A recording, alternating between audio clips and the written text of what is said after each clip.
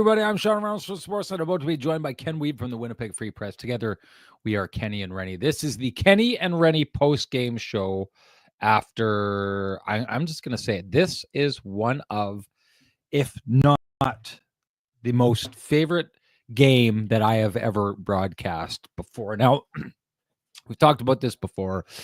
We're not cheering for teams. We're not rooting for teams. We're not, kind of in a team's corner. As journalists, I take my responsibilities to be impartial, very, very, very seriously. I think it makes you a better journalist. I think it puts you in a position where you can call a spade when you need to call a spade. So it's not anything like that. But I would be lying if I didn't say that in covering teams, you get a connection to a team. You know more about teams. You know the people who are involved. You have conversations behind the scenes. So there's something about that, that connection that makes for fun broadcasting, right? You can tell better stories out of it. You can have better conversations that lead to, more revealing information, which is what my job is and what it should be, to bring as much revealing information as I can to you, the audience. So in saying that, clearly I've been covering the Winnipeg Jets for a number of years, but this year, a lot of you know, I've picked up a lot of Ottawa Senators games as well. I think you just learned tonight what I've been saying behind the scenes for quite a bit. And it was funny because the first time I said it, the Senators followed up with a 5-game losing streak. But I think the Senators are legit. I think the Senators are a really good hockey team. And I think that you saw that tonight. You saw the way that they challenged the Winnipeg Jets on this night. You saw the way that they kind of put them on their heels quite a bit at the beginning of the game. You saw the way that they were, very confident and comfortable in their own zone under the pressure that the Winnipeg Jets were sending to start that game. Anyway, the way that, their defenders kind of hold on to the puck and just like absorb the pressure a lot, similar to what the Winnipeg Jets do, especially that Lowry line, and just roll off that pressure and get the puck out of the zone. It was highly effective, I thought, against the Winnipeg Jets. So what I saw was the Ottawa Senators team that I've been covering a lot this year, a really good team, a team that was one of the hottest teams in the NHL, that when they're on will challenge any team in the NHL. As it stands right now. And what I saw from the Winnipeg Jets was composure, calm. Let's add to that, a line now that I think has gone into the next level. Like the Edmonton Oilers are a team that we've seen for years, and you saw them go to the Cup final based on that. You saw the Colorado Avalanche win a Stanley Cup based off of this kind of talent level. But when you've got that elite level of talent that can just over and over and over again take over games, make the difference in games, I thought that's what we saw here tonight. Now, I want to just backtrack a little bit. So often we have this conversation on this podcast where we talk about, and I'll hear it over and over again, good teams find ways to win games. I think it's a broad statement, and it's a statement that I hate because so often, anywhere in media coverage, when you're talking to fans on the street, in our chat room, people will use that as a line to excuse just like a dog's breakfast of a game. And I think it happens with the Winnipeg Jets games. They go out, they get caved in, and they find some way to win it. And people act as though that's like, a bellwether that they should be, the Jets should be following. When we've seen and learned for so many years that that's typically a harbinger of doom for the Winnipeg Jets. It's what we see before the bottom kind of falls out on the Winnipeg Jets. So while there is some truth at times to the statement that good teams find ways to win games, I think a more accurate statement that can kind of get rid of the BS of people excusing poor performances that are going to lead to more poor performances down the road. I think a better way of saying that is good teams get better as the game goes on. And that, to me, is what we saw from the Winnipeg Jets tonight. And I don't know, Scott Arniel didn't want to talk about, any of the changes that were made. It almost leads me to believe that there weren't really much in the way of changes to be made, or that were made very specifically. I don't know that this was an X's and O's thing. I think the Winnipeg Jets are just a smart team. a hardworking team, a calm and confident team that sticks with their game. And what they did on this night was they just kind of learned as the game went on. This is what makes this Senators team a tough team. This is how they're able to kind of repel our forecheck, which is usually so successful.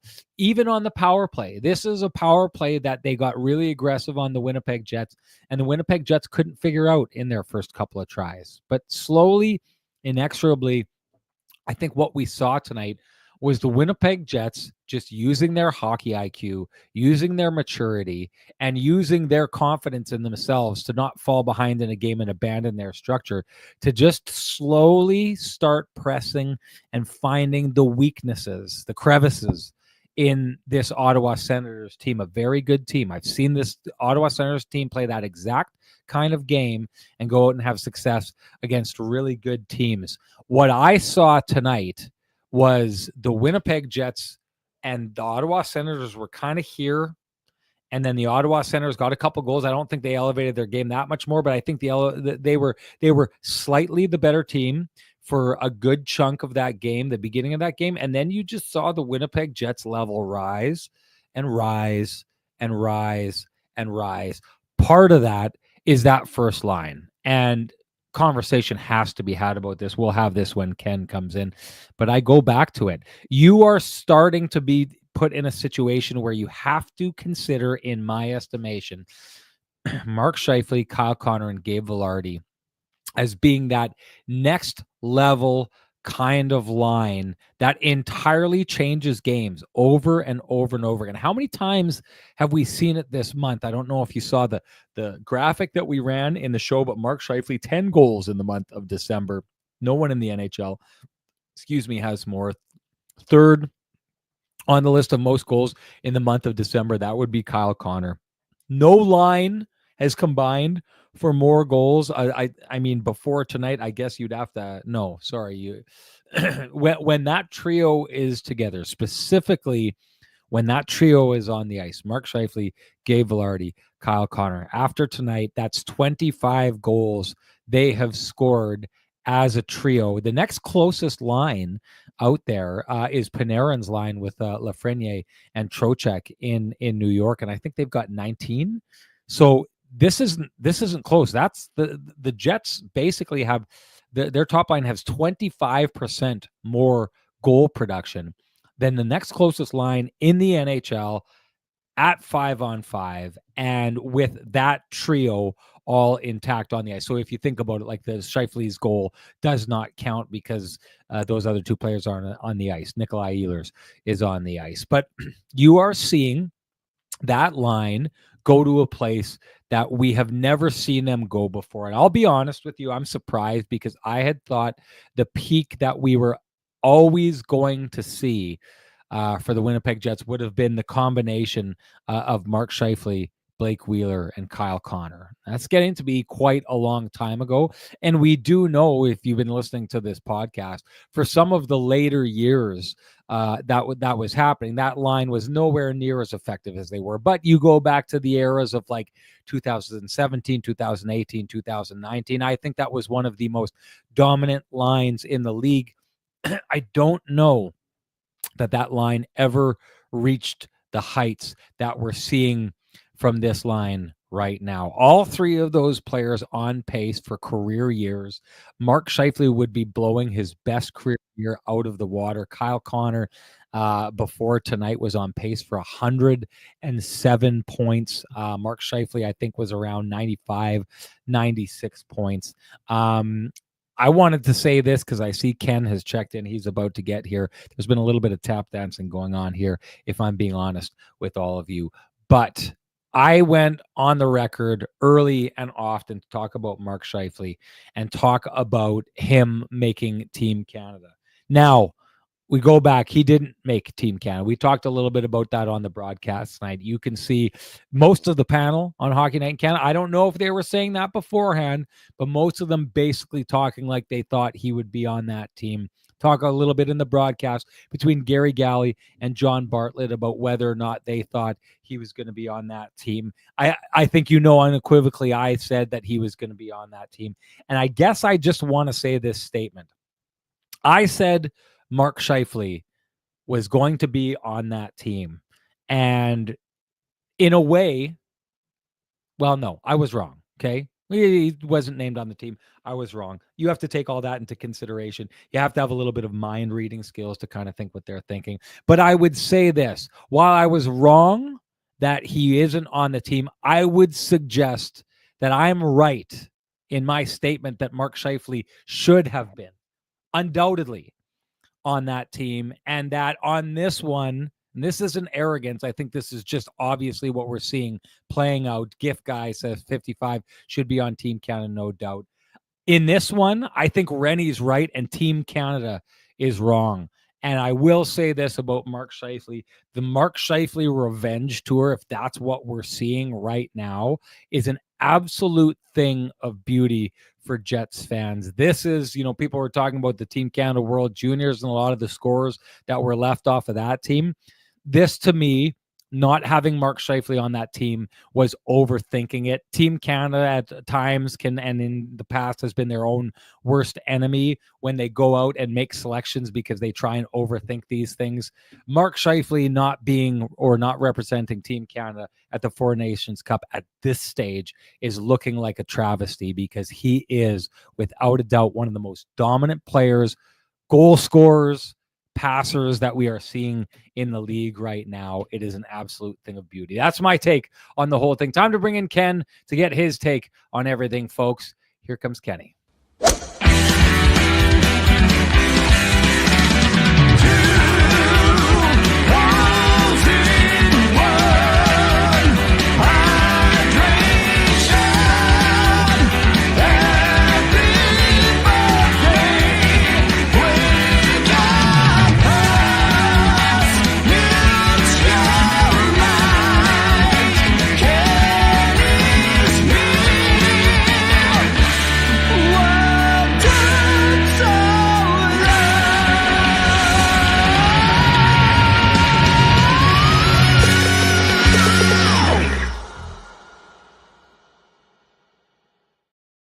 Oh, Ken, there you go. Bring him into the show, folks. Here's the man we've been waiting for. Some of us a little longer than others. Yeah, there you go. No doubt. But looking like, once again, love the suit, love the shirt, love the tie combo, Ken. You always seem to pick up things. I think we each have different styles, which is one of the things that we love about this show, is like, you're so good at what you do. Frankie's good at the stuff that he does with me. We all know I don't have any ability at this. So if you want to be able to hang with a guy like Ken over there when it comes to your style, but you're clueless like Renny is, you know what to do. Head on down to Vittorio Rossi on Corridor Avenue. Walk in, loudly proclaim Kenny and Renny sent you.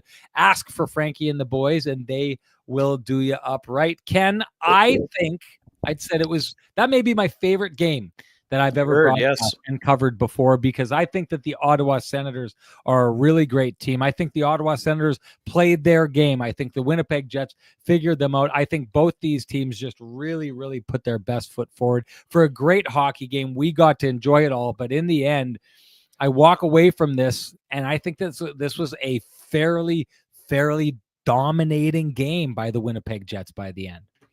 Yeah, I mean, I'm with you. I mean, we've talked about Ottawa a lot, obviously because you've been covering them a little bit more too, Sean. And we'll get to the Jets in a second. But man, their structure has improved so much with the arrival of Travis Green and this coaching staff. And they made it hard for the Jets, as you said. I was listening on the drive back.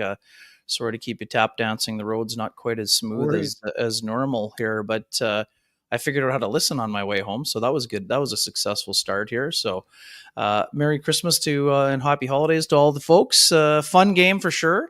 I think the Jets, you touched on it earlier. This was sort of one of those more stick-to-itiveness type of efforts from them, I thought.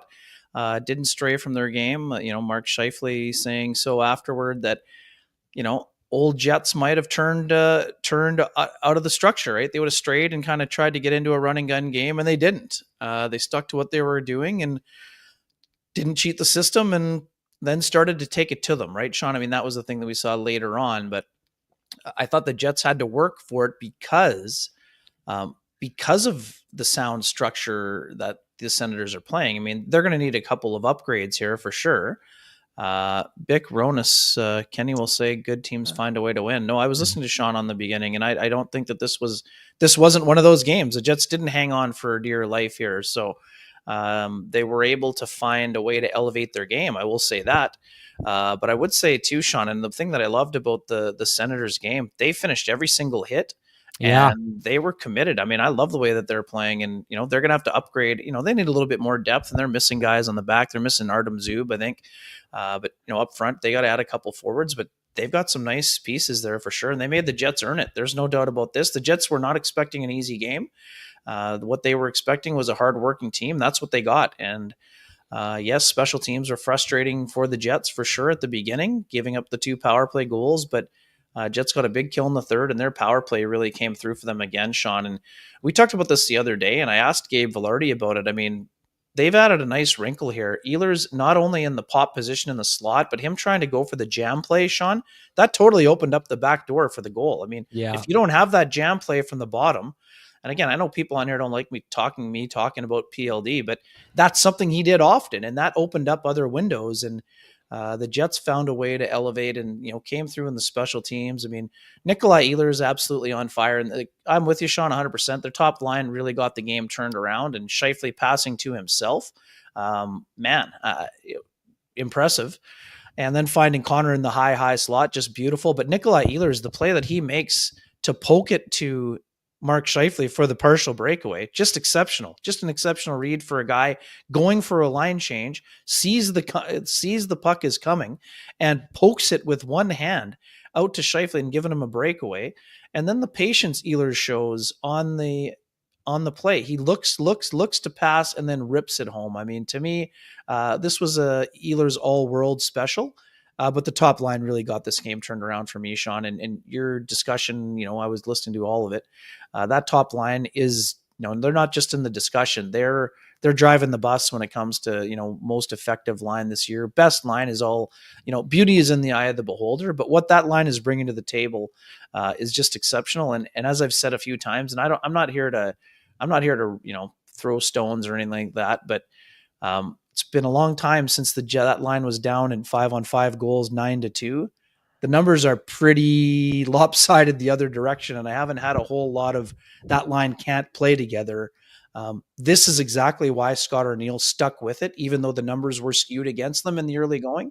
And while all 3 players that I've talked to at various points over the year all said that they needed to be better defensively, and they have been, they've been absolutely on fire. It's domination station for that line right now at 5-on-5.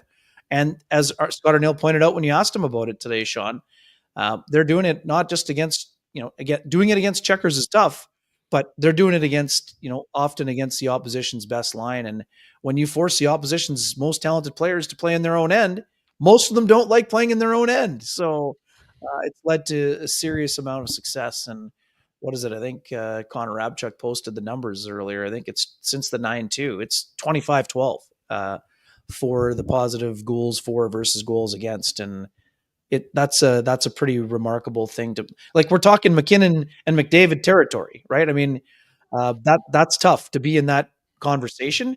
And those guys needed to elevate to that level, and they have so far this year. Well, and see, this is the beauty of it, Ken, is on a night like tonight where they go down 2-0, and it's a game in which the power play for the Ottawa Senators has not been good this season. It was 32nd, on the road, I believe. Right? 32nd. Well, no, it's been good overall. I think they're 8th overall in the league, but on the road, they're the worst team in the NHL when it comes to their power play. Somehow they come away with those 2 goals. What I liked about this wasn't the Jets playing a bad team, waiting for them to make mistakes and capitalize on mistakes. This wasn't the Jets just waiting simply to get into the box and to score their way back into the game with their red hot power play, which did have an effect later on in the game. But what I liked about this was it's the Jets top line who just went out and said, okay, we need to elevate to get back into this game. And they just went out and did it. And to the point that Scott Arniel made, I thought that was really fascinating, because I don't know that we've been able to think of it from that perspective because of all the times. Remember all those years that the Edmonton Oilers come in, and then kind of by the end of the game, Connor McDavid and Leon Draisaitl were taking over and scoring late in games, and they were ending up winning and in all these games. And what you watched at that point was just a team that you knew had a superior, highest end that could just make its way back into games, and there was almost nothing that you could do about it. You could just kind of sit back and hope to contain those guys, but eventually they just find their way onto the score sheet, and that's the difference. What I love about what Scott O'Neill was talking about was now we're seeing that from the other side. If you send out, and there was a couple times that they sent out the Stützle, the Brady Tkachuk line, and remember this, last season, Brady Tkachuk, big comeback win for the Senators in the building. He scored, pointed up in the crowd at his grandfather, who's from Winnipeg, and was up in the crowd after he scored the game winner, and they escaped with a win from Winnipeg. The Winnipeg Jets top line went out and left no doubt about it. Those are great players, but they left no doubt about it in my mind that if you were going to say which of these two lines is the better line, it was that line. So if you can go out and be that line that can say, if you can go out and, hey, we'll see coming up soon, Ken, not this Saturday, but Hockey Night in Canada, 2 Saturdays from now, Nathan MacKinnon is going to come rolling into town. And I don't know, that's a long time between here and now. Before the last 3 games, the Jets were playing a brand of hockey that I thought stunk. I think in their comments afterwards, they've been admitting that level of hockey stunk. Scott O'Neill talked about it today, where he said, well, you just get the guys who start thinking that this is our brand is defense. And you get these guys who start thinking that's not what it is. Their brand is doing this or doing that. So clearly they've got back to something. I don't know if they'll be there, but I mean, I would be very interested where this line is right now, Ken.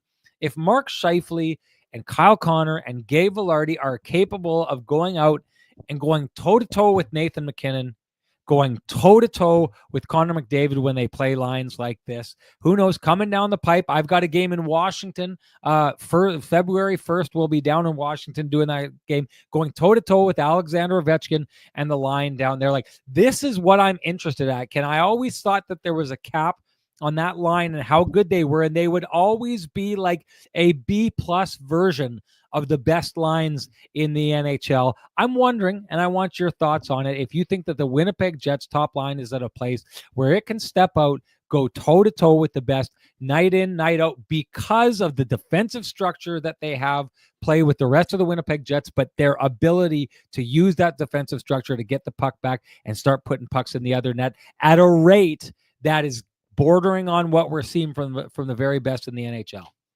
Yeah, I mean, they're in the conversation, right? I'm not just here banging on the table saying they're the best line and there's no doubt about it, but they need to do it for a longer time. I mean, much like we talked about last year, the reason why Scott O'Neill wanted to give them more time together, and so did Rick Bowness before him when he put them together, they had 17 games together last year.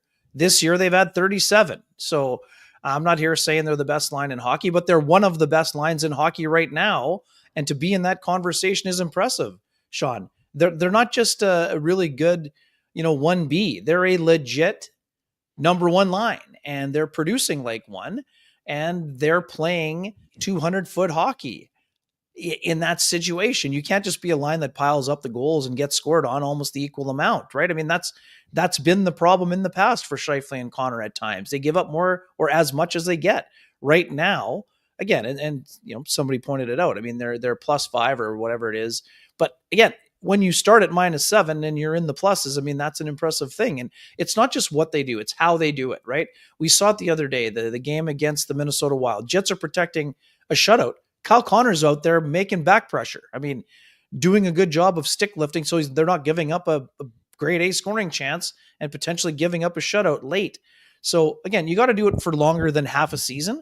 But in this half of the season, Sean, they've been one of the best lines in hockey, if not the best line. And I mean, that's not just high praise. It's an impressive achievement. It's for some people who still haven't figured out that Josh Morrissey's one of the best defensemen in the league. And I'm not talking about just top 5. I'm talking about top 3 to 5. This is a guy that's going to be in the Norris discussion right till the very end. Just like these guys for the Jets, they're having a legit unreal season, and they're not just piling it on at 5 on 4. even though the 5-on-4 contributions have been impressive. But yeah, I mean, I'm very impressed by how that line's played, Sean. And again, I'm not trying to sit on the fence. I think they're one of the best lines in hockey right now. It depends on every given night. I mean, some nights McKinnon does things that very few players in the league can do.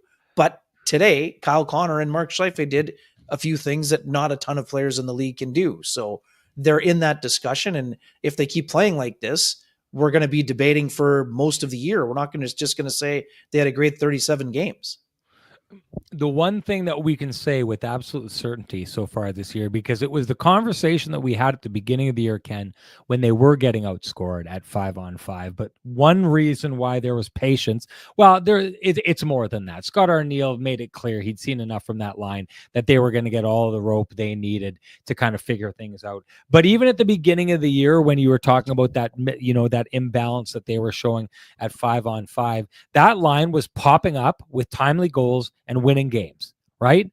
They were doing it back then. They're doing it now. Now, what it looks like is it's just a little bit more, your line, you use domination station. The Winnipeg Jets top line, they did it this game. They win this game because of the Jets top line here tonight. They did it against Toronto. They maybe didn't do it against the previous game against the Minnesota Wild. They almost did it in spite of how little I liked the Jets' performance in that game. They almost did it. They had cued the comeback against the Anaheim Ducks before that. And then they did it again the night before against the San Jose Sharks. And that's just what I can remember from recent memory. But this has been the common theme all year. Like literally, how many teams... Think about this, folks. Like, go back to all the Jets teams of the 80s that you liked and in the 90s. And if you switched over and you went to other teams, maybe you became an Oilers fan, or maybe you became a Arizona or Phoenix at the time, Phoenix Coyote fan or whatever. Think about how many teams you've ever witnessed that you rooted for or pulled for early the 2010 version of the Winnipeg Jets that have the kind of players that just routinely go out and, like, I don't know, 50% of the time, Ken? Is it 60% of the time? Is it higher than that? Go out and score the kind of game-breaking goals that keep winning their team games over and over and over again, to the degree that they're first in the NHL and have been for pretty much 66% of the season, which is pretty remarkable in itself. But I just, nothing can be taken away from the idea that the Winnipeg Jets top line, at the very least, isn't using its scoring to make sure that the Winnipeg Jets walk away with points. Yeah, no doubt. But we can't ignore the fact that they are driving the offensive bus. That's true, but they're not cheating to do it, right? That's what the biggest thing for Scott Arniel, the recognition. And he talks about the buy-in. You can't win when it counts if you don't have the buy-in from those top players. And the buy-in is there, and that's why it's working for them. So anyway, I'm thoroughly impressed by what they've done. And this was a game where, once again, they got the tables turned and got things going. And, Nikolai Ehlers was also doing an exceptional job tonight for the Jets, Sean. I mean, 6 shots on goal, 11 shot attempts, goal, 2 apples in 14-20. I mean, this was peak Ehlers, right? I mean, you were in the room with Scott Arniel, when he's using his speed like that, that gives him another weapon. And again, Jets need more than one line going. That's the biggest thing for me, Sean. In these last 3 games, they're looking more like themselves. They're coming over the boards. That top line's driving the bus, but they're getting so much from the lines beyond them. It's really doing a good job. Sorry, Jerry Brown. I think Jerry Brown needs to go to the hot tub, Sean. Yeah, this is Come on, Jerry Brown. This is just that territory where it's like, do you need someone to just basically like glowingly scream? I remember with Singer for years. I remember there was a game, Singer was calling a game, Harn Ryan Singh, and the Jets were playing Calgary, and the Jets lost that game. And there was I can't remember who scored the goal. But it was a late goal by one of the Calgary players, and he did his patented sings the name of the player afterwards. It's what he does. It's why he's called Singer, right? And Jets fans were just like up in arms, and it was like, oh my God, so much bias and this and that, until he, calls the Kyle Connor series clincher in overtime, and people realize that this is just what he does. He's an unbiased guy who calls every team with the excitement of whether they win the game or not. Jerry Brown, Gary Galley, pristine wake-up call. Well, within the industry, Jerry Jerry Brown here, you will not find a more respected color analyst than Gary Galley. I have conversations with him. This guy comes in amazingly prepared to cover the Winnipeg Jets, knows everything about them. I was on the broadcast and I was hearing him talk. This bias that you are looking for is completely and totally ridiculous and definitely worthy of an invitation into my backyard hot tub, because we all know there's no such thing as a cold take in an Arctic Spa's hot tub, especially the one like mine that has the Spa Boy package that just melts away those ice cold takes, no doubt. So if you're looking for a hot tub that does everything just shy of being Kenny's hot tub time machine, you know what to do. Head on down to Arctic Spas. Talk to our boy Dustin. He will put you in an Arctic spa of your own. For some of you, those ice cold takes just won't go away. You need one in your backyard so that you can get to it constantly, over and over and over again. Let's get to Stanley, because people wanted to talk a little bit about Stanley. I almost feel bad taking it in this direction because I don't think it's that big of a deal, but so many people are talking about it. What'd you take away from Stanley tonight? I think people see that he's on the ice for one goal, an absolutely gorgeous pass, and people, just are looking for any reason to pounce. I didn't think he had a bad game here tonight, Ken, but a lot of people in the chat room do. Yeah, I mean, he was on for both of the power play goals against, but he also made a nice play on the Ehlers goal. Great stretch pass, nice outlet. Again, so because Logan is the closest person to the in the screen on a tic-tac-toe play by the power play where 4 people touch it in about 6 seconds, I don't see that being his issue. Could he have done a better job in front on Ridley Gregg on the redirection? Sure. But again, it's a good play by Chabot. Even Scott O'Neill was asked about it post game, and he said, he didn't think that Connor Hellebuyck saw the shot. I mean, Stanley was in front, I think, maybe might have provided a self screen, but I mean, that happens on occasion. Do I think Logan played great? No. Do I think he played terrible? No. I mean, for people that haven't got this figured out yet, like, this is wake up territory. No one is saying he's going to be in the lineup in game 82 or in game 1. He might be, but folks, he's not getting benched right now. He is going to be given a rope to see. It's sink or swim territory for Logan Stanley. The Jets are showing confidence in him for now. And in the next 3 months, or fewer than 3 months, they're going to figure out if Logan Stanley can be part of the top 6 or not. And if they get to a point where they don't feel he can be that or provide that physical element, or if he cannot help the penalty kill, he will not be in the lineup. This is very simple to me. But for those who think the Jets are going to give up on Logan Stanley in game 38, this is pristine roofing company wake-up territory, Sean. It just is. I mean, again, I think he needs to elevate his game further. Coming back from injury, there are going to be hiccups. There have been hiccups every time he's come back from injury, but he's trying to improve his game, and the Jets aren't willing to give up on him yet. I know a lot of people in the chat room are, but until you're running the team, you're going to see him on the ice, and you're going to see him be given opportunities to keep improving his game. And if he can't deliver, he's going to be replaced at some point, but it's not going to be in game 38. It's not going to be in game 39, and it's probably not going to be in game 40. So if you want to still yell at the screen and whatever you want to do, that's up to you. But this is wake up territory for those of you who think the Jets are ready to give up on him. Scott O'Neill has told us he needs Logan Stanley to be in the top 6 along with Dylan Samberg. So right now he's going to be given a further opportunity to do so. And when a team is in first place overall, you have that luxury to run guys out and see if they can pick up their game. And Logan Stanley is going to continue to be given opportunities, I think, Sean, for the foreseeable future. You heard it. Ken gave the Pristine Roofing wake-up call, which you know what that means. Time to give North End Rick the Pristine Roofing wake-up call at 204-981-6289. I saw him in the chat room earlier. Don't know if he's still around, but he's the guy you want down at your place for all your roofing, siding, and exterior needs. You can also call Pristine Roofing directly at 204-237-7663. You will be happy that you did. Maybe not happy the way Ken just gave someone the Pristine Roofing wake-up call out there. Anyways, hang on. I mean, for those, I'm not saying Logan Stanley will be keeping that spot. He may be, he may not be. That's up to him. But I just, for the people yelling and thinking that it's over, it's not over in their eyes yet, and he's going to be given a little bit more leash to see where things go. That's well, I was wondering where we're at with that, because with two defensemen out, I had said this, Ken, earlier on today. I don't know if you and I had the conversation. I had it with your colleague Mike McIntyre, though.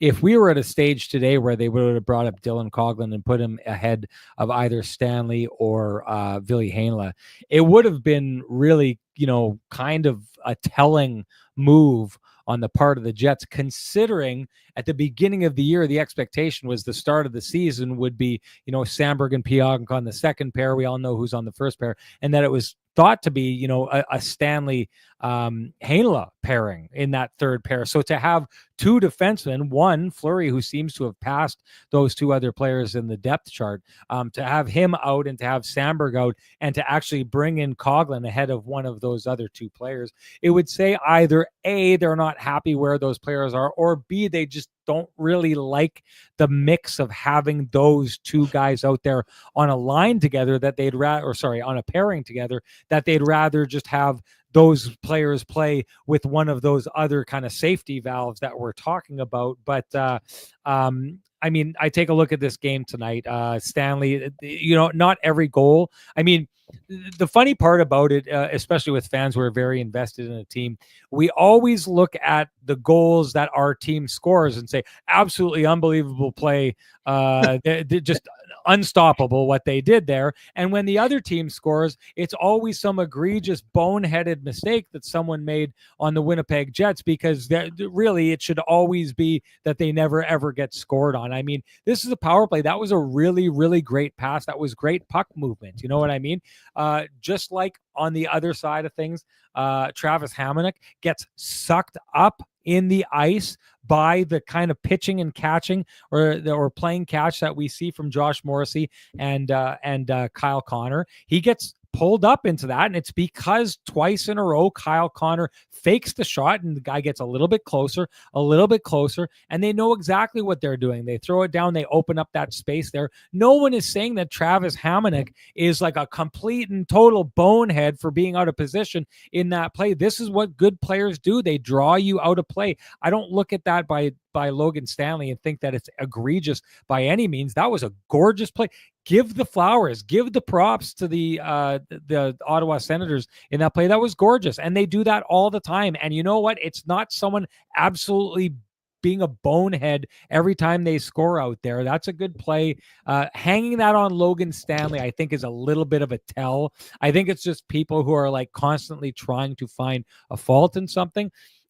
I'm not saying, by no means, and you've heard me talk on this show before, I don't think Logan Stanley is in the lineup very often if they don't bring him in to act as a little bit of toughness, a little bit of a deterrent for the other team. I've said that before, but I'm also not going to sit there and turn every single play that he's a part of that doesn't go the Jets' way and use it as a referendum on taking him in or out of the lineup. That's a little overbearing of a take for a player who's out there just trying to react to some of the best hockey players in the world out there.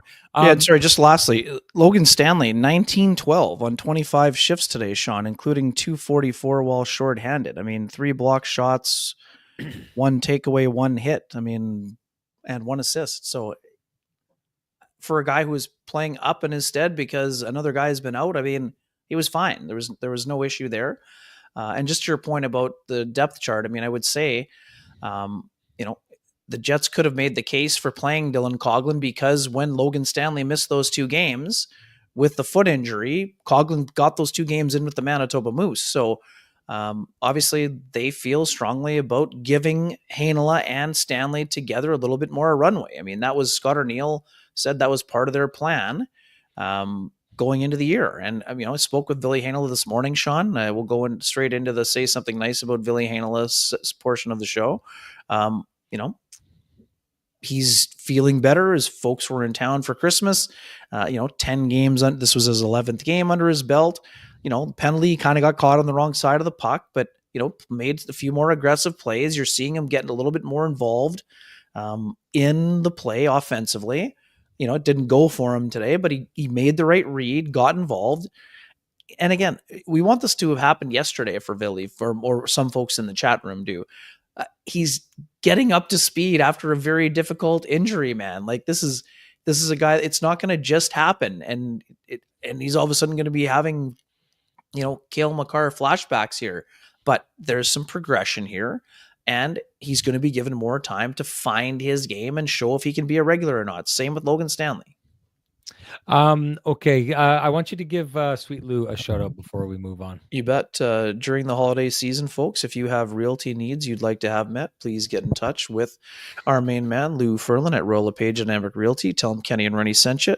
204-791-9971 or at the office 204-989-5000.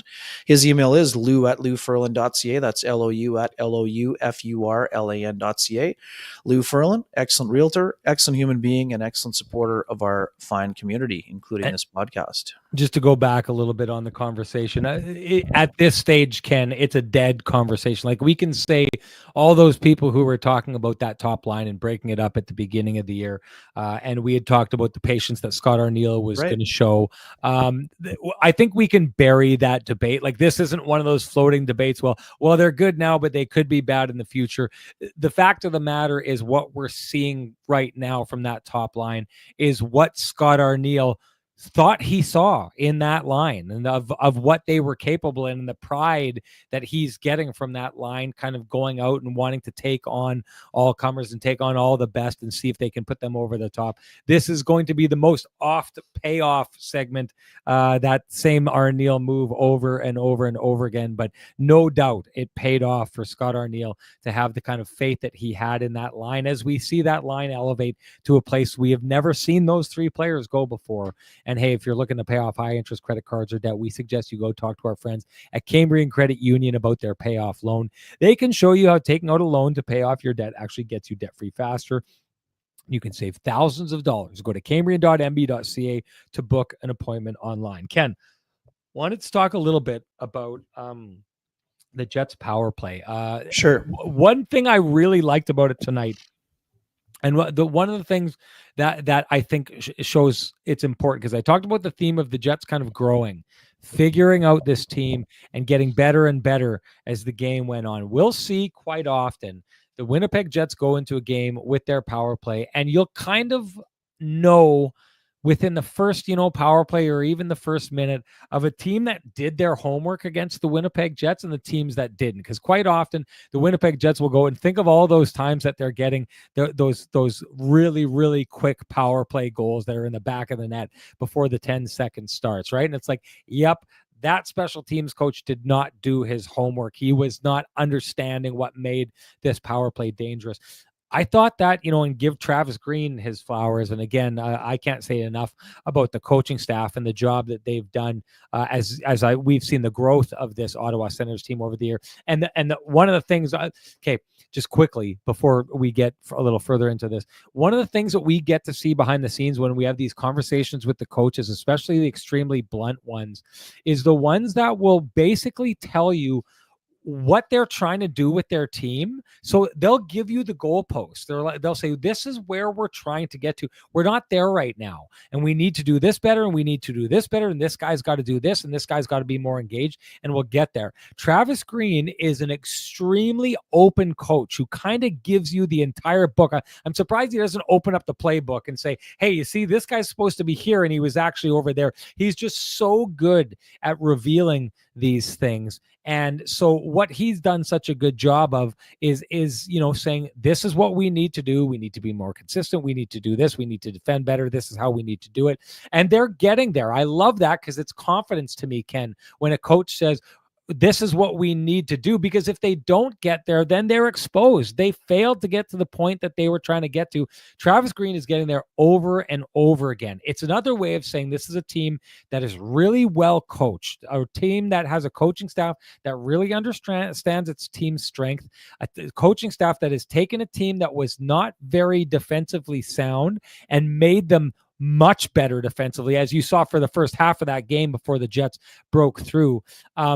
Their power play their penalty kill was ready to go with the Winnipeg Jets. And I thought it befuddled the Winnipeg Jets the first couple times around. What I liked about it, Ken, and I thought we got a really, really good answer afterwards. Sorry, if you can go back and hear Ron McLean talking with Mark Scheifele, they had a conversation, the panel and Mark Scheifele afterwards, and he thought I did the best breakdown I've heard of the Winnipeg Jets power play and why it's so successful this year. And what he basically described, Ken, is what we've seen time and again from this Jets power play, where they just slowly open things up over and over and over, right? And it's those little things. The last game you were talking about it, I think it was Kyle Connor, taking a shot at the net is why. Well, no, you talked about it here. Great example earlier on in this show. You talked about Nick Ehlers and doing that jam play, taking it to the front of the net. Why? Well, that forces the guy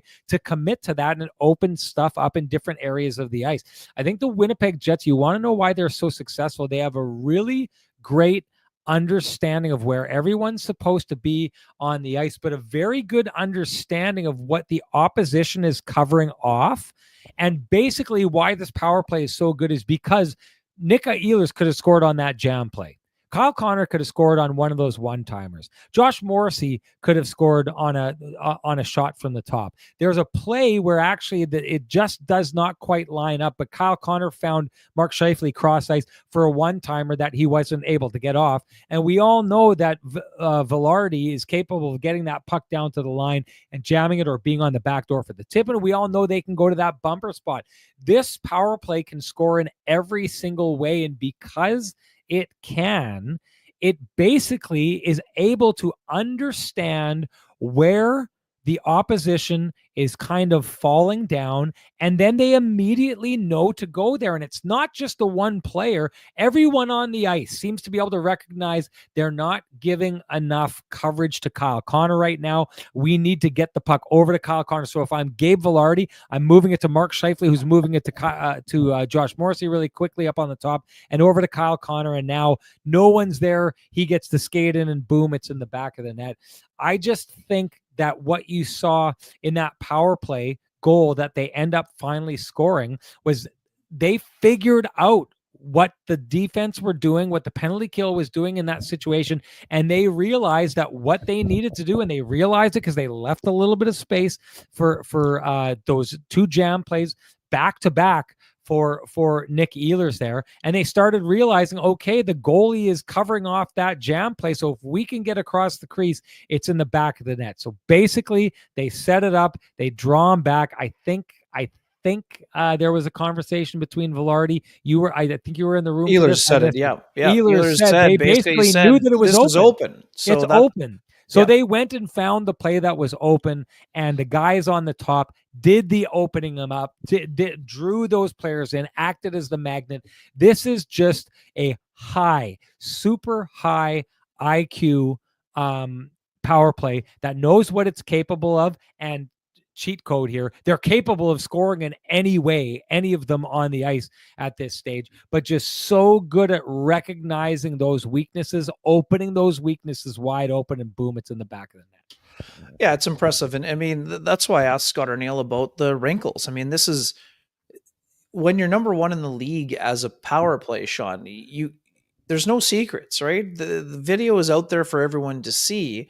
So when you get to game, 20, 25, 30, 35, 38, you need to start giving other options. Otherwise, they're going to try to take them away. But that's the beauty of what the Jets have been doing on the power play, Sean. They're finding new ways to score and create almost every time out there. So you saw it today. Ottawa's incredibly aggressive at times on the penalty kill. I mean, so when that happens, you have to move the puck quickly. And when you move the puck quickly, you have to know where that ability and that seam is, or that play is. And that's what the Jets are doing such an exceptional job at this year. And that's why the power play continues to hum, right? I mean, it's a weapon. We talk about weapons, the top line being a weapon, the power play in both units, because Sean, you've had this from the very beginning, because they attack a little bit differently. It gives some of the penalty killing units fits because they want to attack the same way, but you have to attack differently when you're going against the number 1 unit versus the number 2 unit. And as you talked about, the hockey IQ level has been super high for a lot of those guys on that power play, and the ability to integrate Nikolai Ehlers with that, we've been talking about it for years. And Sean, I'm disappointed I didn't figure it out soon enough that if you put Nikolai Ehlers in the pop position in the bumper, he might be able to help solve the power play. For years, we just kept saying, well, Ehlers can't play in the top unit because he's in the same spot as Scheifele, and you're not going to move him onto the one-timer side because Kyle Connor has a better one-timer than Ehlers. So, give Davis Payne credit, put him in a position he hadn't played before, and the players around him are not just standing stationary like we saw over the course of several years. So, that ability to adapt is one of the reasons why the power play has been, exceptional and continues to do a great job for them. Okay, just a couple quick things here. This is a real good example of, I think, the fan bias and where they get like the thing wrong. The comment on Gary Galley before Central Division podcast, who we haven't seen for a while. It's good to see you back. Says Sean, during the broadcast, during the Sens' current success was how they allowed 2 or less.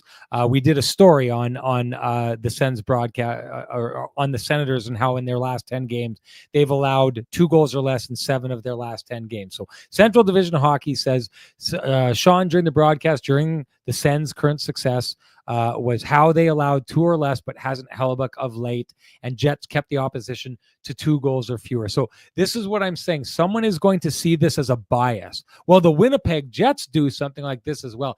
This story was very specifically about the Ottawa Senators and how they'd gone 8-2 in the last little while, and how they did that was their coach didn't seem to be having much success in teaching them the X's and O's. They were getting too bogged down in the details. So he went out one game and he said, guys, forget everything. We're playing this game tonight. I want you to go out and win a 2-1 hockey game.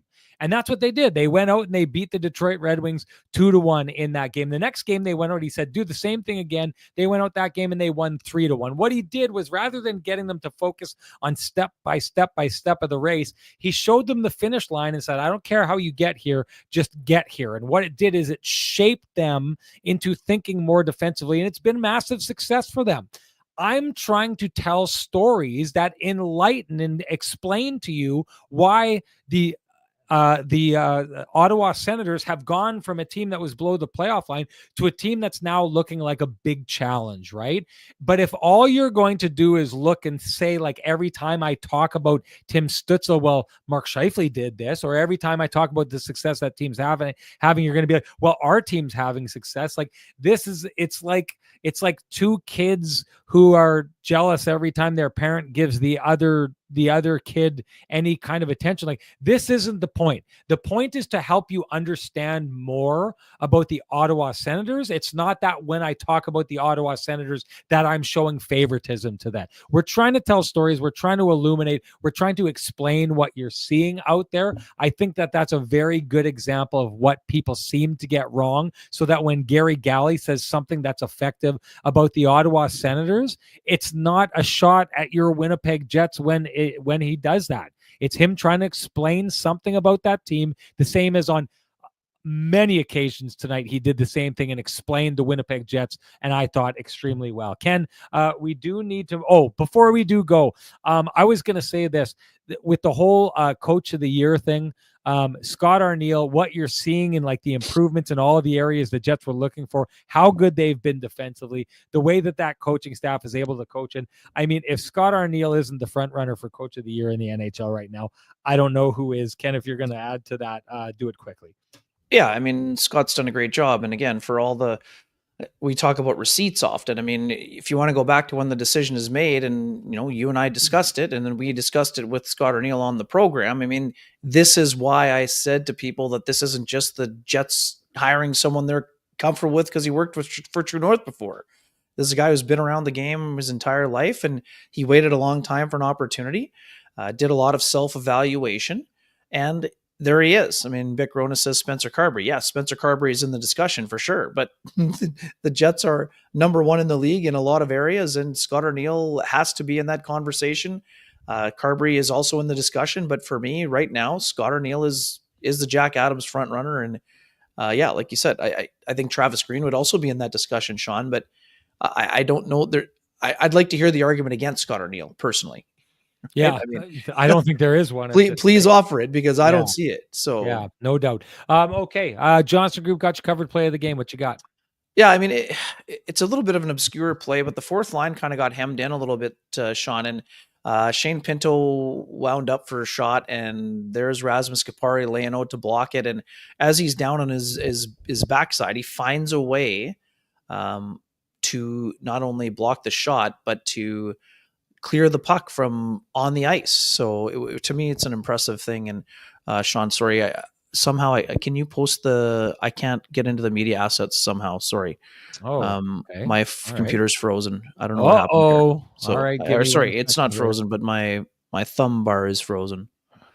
Here we go. Got you covered. Play. Okay, there we are. I don't think I'm going to argue with you on that, Ken. As much and why would you? As much as I enjoy arguing with you, it really is the reason. It's the holiday spirit. Good job. We created this podcast as an opportunity for us to argue incessantly. Yeah. Anyway, not going to argue with that. That's the Johnson Group got you covered. Play of the game. And hey, excuse me. Sorry. Going a different direction here. Do you run a small business in Canada? Look to Canada's #1 employee benefits plan, Chambers Plan, to give you a competitive edge. Chambers Plan is the simple, stable, smart choice for over 30,000 businesses countrywide.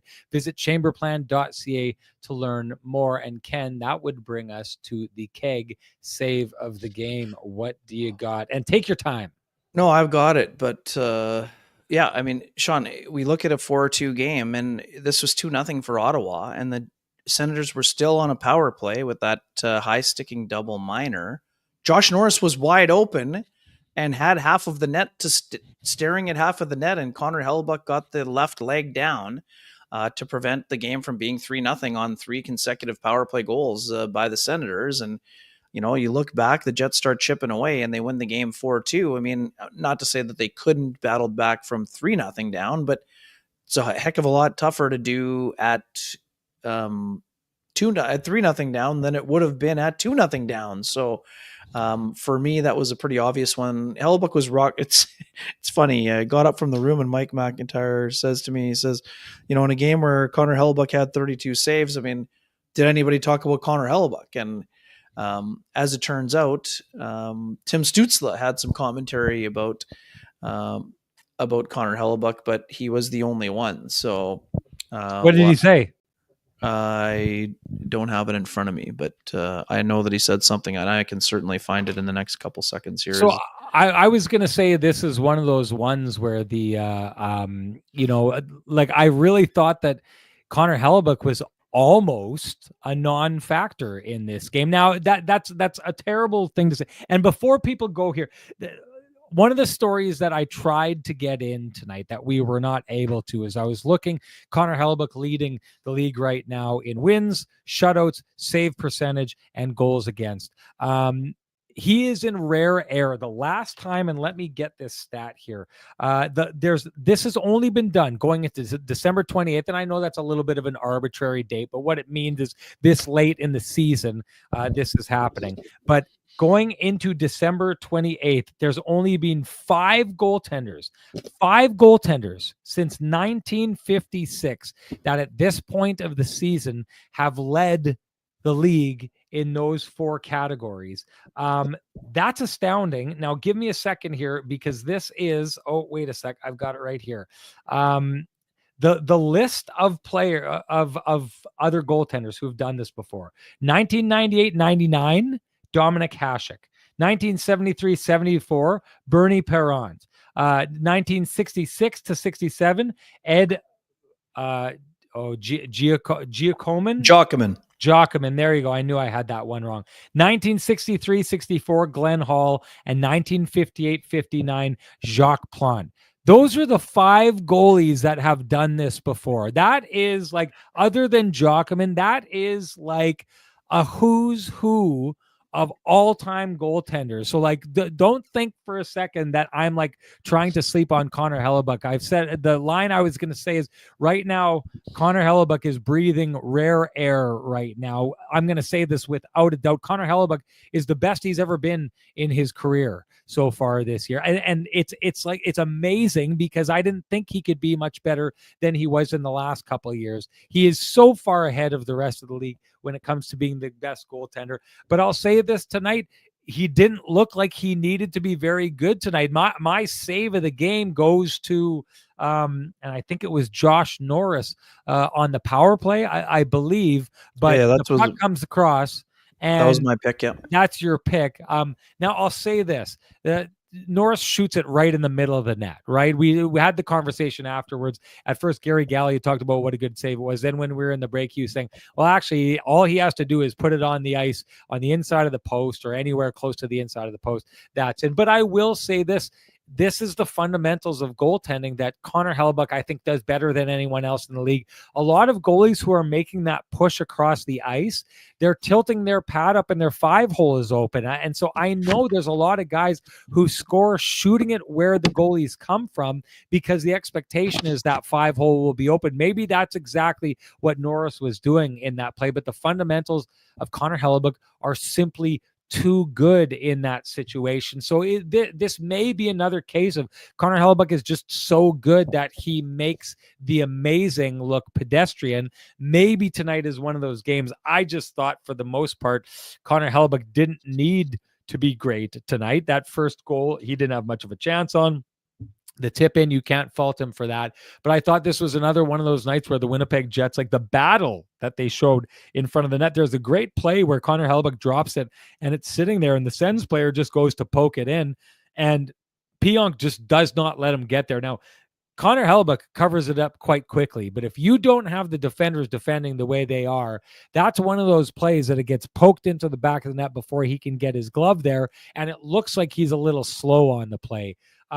This is one of those nights where I thought the battle level in front of him was right for the most part, other than that first power play goal. They really didn't give a lot of cross ice looks where Connor Hellebuyck really had to be jumping from one side to the other.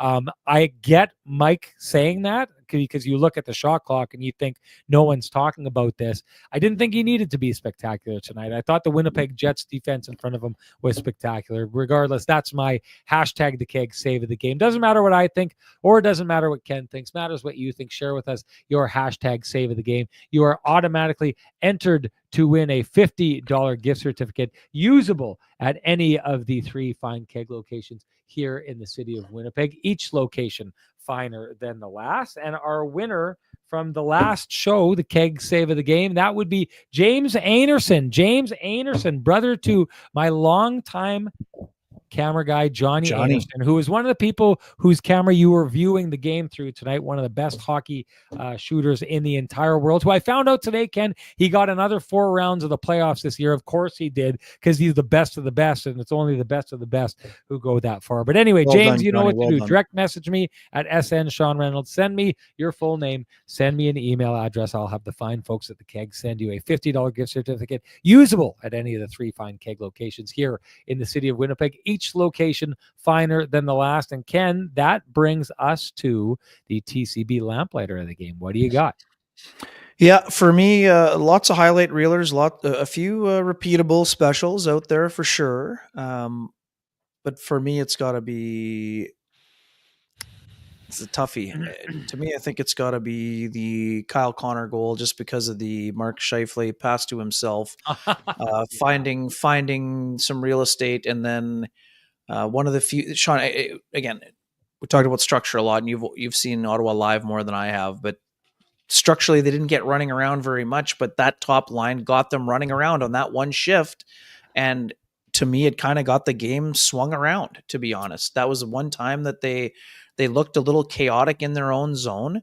And, with all due respect, the most dangerous player on the ice was Kyle Connor. He went to a quiet zone in the high slot and he got himself around coverage, and Mark made a brilliant play to get it to him. Jeff Kabila says Scheif backhand beauty is his lamplighter. And oddly enough, Mark was sour with himself because the puck was rolling and it wasn't really his original intent, but once the puck was rolling and he couldn't get it to lay flat, he went to the backhand chip, and he said Adam Oates wouldn't be thrilled with the bobble, but he still found a way to score. So for me, I'm going with the Kyle Connor goal, mostly because of the great shot, but I mean, what an exceptional play by Scheifele to find himself a little bit of additional space with the self pass, and then just great awareness to find Kyle Connor in the high slot. And again, Sean, that goal doesn't happen without Gabe Vilardi being a threat and a presence in front of the net, right? He attracts the attention, which is why the high slot is open in the first place. Scheifele finds him. Kyle Connor does what Kyle Connor does, which was deliver.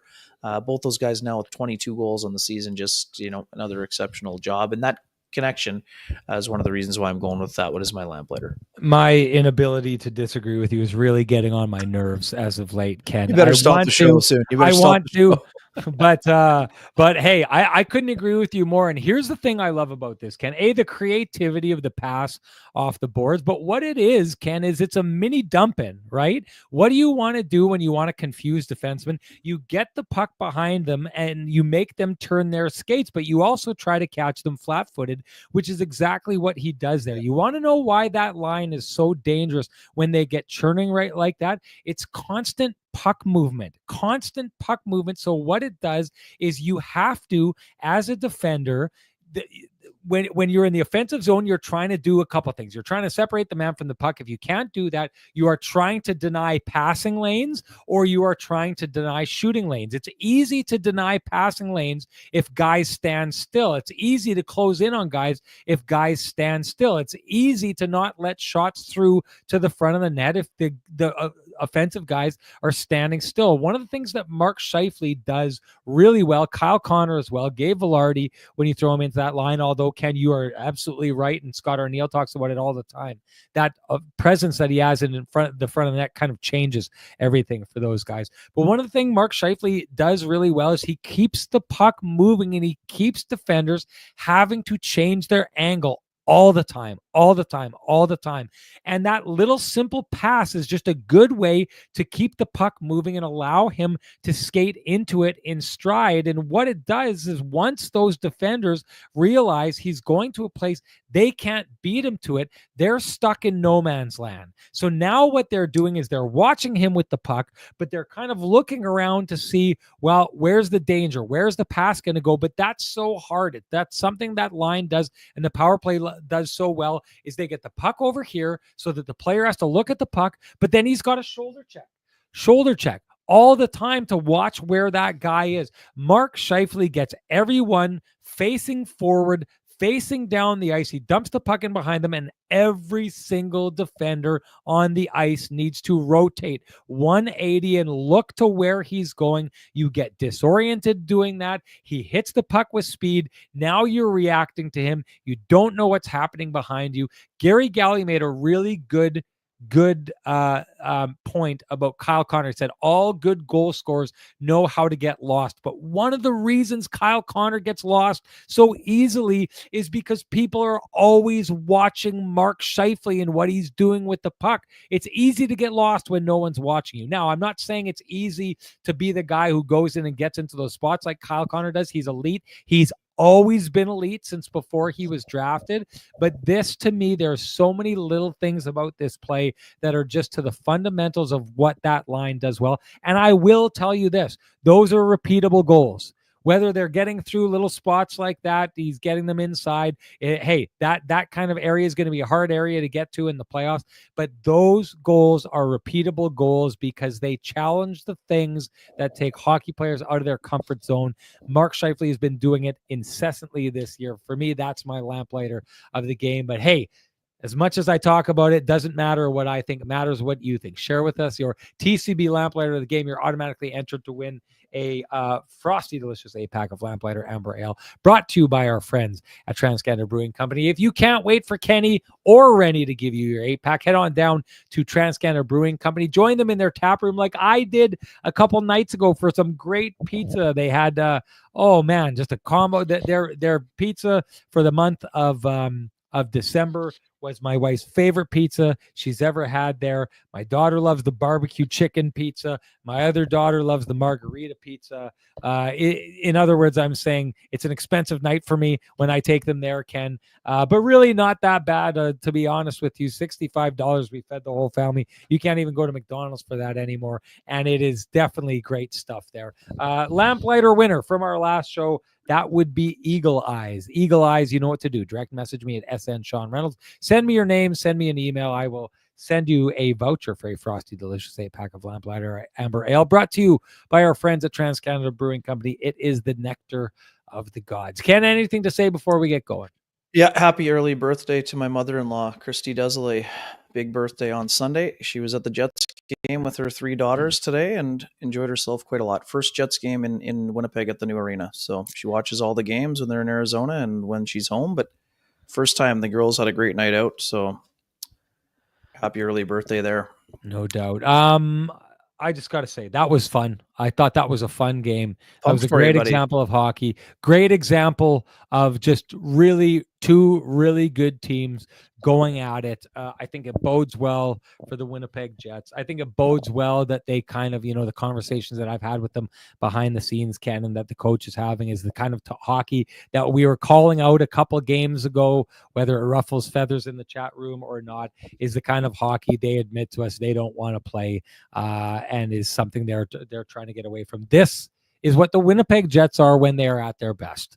And I gotta say, it's fun being able to cover and talk about a team just being like right at the top of its game, rather than, and I mean, I know it's an 82 game season. I know that it can be tricky, but boy, oh boy, 3 straight wins by the Winnipeg Jets. I think this is the best 3-game set the Winnipeg Jets have played this year. The kind of 3-game set that can take a stretch of hockey that was sub 500 hockey for a long stretch of time there, Ken, and absolutely erase it and reinstill the faith that many have in this team. Anyways, that's it for us here tonight. Wanted to say this before we go. If you appreciate and enjoy the conversation, happening in this space, we implore you to appreciate our sponsors who fight to keep the conversation going in this space for us. That's Vittorio Rossi, Pristine Roofing, Cambrian Credit Union, Sweet Lou Furlan, Arctic Spas, TransCanada Brewing Company, The Keg, and of course the Kenny and Renny OGs in the Johnston Group. Thank you to them. Thank you to all of you. Let's reconvene and do this all over again on Monday when the Jets play the Nashville Predators. The Nashville remember, Predators. Folks, the game is on Amazon Prime. So Amazon Prime. Get ready for it, folks. Look for it there. Talk to you then, folks. Bye-bye.